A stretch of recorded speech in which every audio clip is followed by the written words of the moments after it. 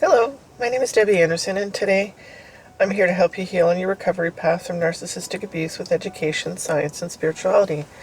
Today I'm going to talk about a subject that I found complex and difficult to understand until I did the research on it. Why there are so few articles on actually the healing from narcissistic abuse. So, while researching how to help others heal from abuse they suffered, I discovered that most articles and information on the topic focused on the narcissist, narcissism, and narcissistic abuse.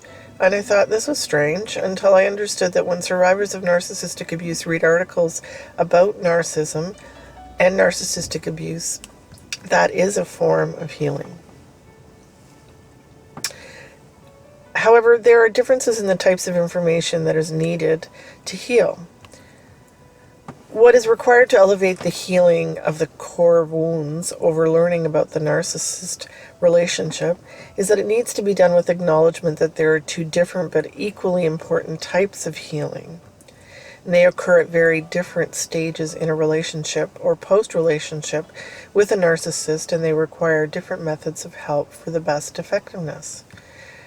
Why healing after abuse articles are few and far between. So, narcissistic abuse is largely a cognitive abuse. Survivors cannot even begin to heal about anything about their core selves until they become aware that they are being abused. Narcissistic abuse is mostly cognitive in nature, a form of exploitation through mind games, and the mind must be healed through acknowledgement of what's been done, why it's done, and how it was done. This acknowledgement and knowledge must be gained through reading about it from external sources and also talking about narcissistic abuse and what happened to them with others who are knowledgeable about narcissistic abuse. Narcissistic abuse recovery occurs in stages. Even after survivors become aware of the abuse and are able to accept it, they must still break the trauma bond to the narcissist and leave the relationship. Quite often, the trauma bond persists even after the relationship ends. People often turn to the internet for answers to understand what they're going through, because it is lacking almost everywhere else. We certainly don't get this knowledge from our relationships or even with our core circle of family and friends. This information is also part of the critical healing that must take place as it enables survivors to empower themselves by defining their own version of the abuse rather than accepting the narcissist's distortion of the events. Narcissistic abuse is a social problem with a clear and recognizable pattern. What we all have eventually come to realize as survivors is that our abusers have followed a similar pattern of abuse, and indeed have all said the same things to us. We've even found ourselves reacting in the same ways. Finding that information does help us leave the narcissist. It can help us break our trauma bonds by helping us realize how most of us who have been abused by a narcissist have trauma bonds. In order to heal, it is an exercise of the mind best accomplished by reading and watching materials, which can mostly be found over the internet. It makes sense that the stages of recovery in which we absorb information is very important, and where survivors learn that they have all been abused in similar ways. This would make up the majority of what they find when they read. The process of healing core wounds is individualized. When survivors have processed what they went through and learned to let go of the relationship, this is when they're ready to look inward and learn what parts of themselves they need to heal, either because they attracted a narcissist or because the narcissist has eroded certain aspects of themselves. Learning what those core wounds are and how we are to go about healing them is an individual process. Articles on the internet will be less useful at this stage, and unlike the pattern of abuse that all survivors shared, healing individually is not as universal. These materials are out there, but they aren't widely shared. This all makes sense, as the process of healing core wounds often requires in-depth trauma recovery with a therapist or a more hands-on individualized healing approach.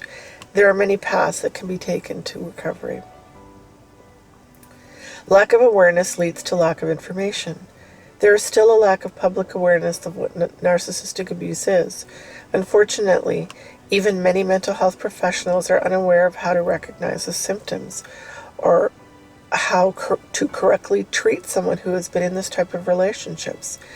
Many of the people who write about this topic are survivors who are still healing themselves.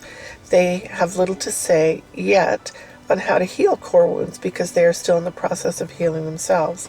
This may be a big part of why there are few articles about healing from narcissistic abuse available.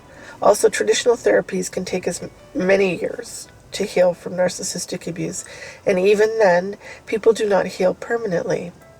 This is exactly what happened to me. I did talk therapy, CBT, for a year, and after 1 year, I did leave my narcissistic abusive partner. However, I didn't heal fully until I stumbled upon energy healing. I can now say I have completely healed from the abuse I suffered from the years I spent with my narcissistically abusive partner, and more, have learned how to help heal others from their abuse with energy healing.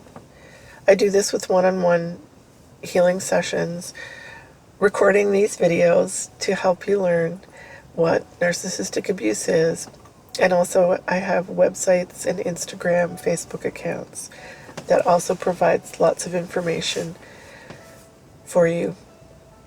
This is very effective to help others, and energy healing actually was the most pivotal point in my healing process, and it works really like a charm. Honestly, I'm living proof. So they're healing after abuse alone. There will come a time, if it hasn't already, when you will tire of reading about narcissism, and when you will feel the pull to dig deeper and heal after you've been abused in another way. I recognize when I reached this stage, and it took me years, literally, to understand this. I'm hopeful by providing information to you in my path that it won't take as long for you to discover exactly what's going on in your relationship and that you're not the problem. I felt a sense of relief after leaving the abusive relationship, and I didn't want to spend more time on what I had suffered through, though. And at this stage, I wanted to just move on, but I couldn't. The effects of the abuse stayed with me for years.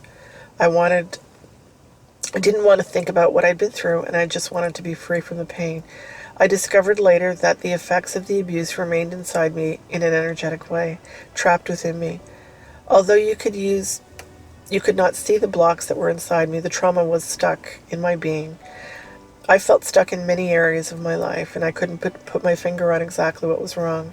Not until I stumbled upon energy healing did I release the hold that these abusive injuries had on me. I am healed, thankfully. I move forward into a new place where light has come through and replaced the dark, and I've realized so many chunks of pain and abuse have been released that I am now a different person. Once you turn inward, you will heal as I did. I'm actually free and healed from the bonds that held me. Now I dedicate my life to helping others who have suffered from narcissistic abuse and a narcissistic abusive relationship. I'm not advocating for lack of acknowledgement of looking inward. It is possible to get stuck and feel unable to move forward. At some point, survivors do need to move forward into whatever that next step is for them once they have passed through the stage of healing that enables them to recognize the abuse and break the trauma bond to the narcissist. It is important to understand that everyone moves through their recovery process at their own pace and on their own path. Wherever you are in your recovery path is the right place for you. Do not let others tell you when or how to move on or how to heal. Listen to your intuition. Let your inner voice be your guide. And at the right time, we are all responsible for moving down the path to healing after the abuse you have suffered and finding the resources that are best suited to you and that will help you as you find the strength to do so.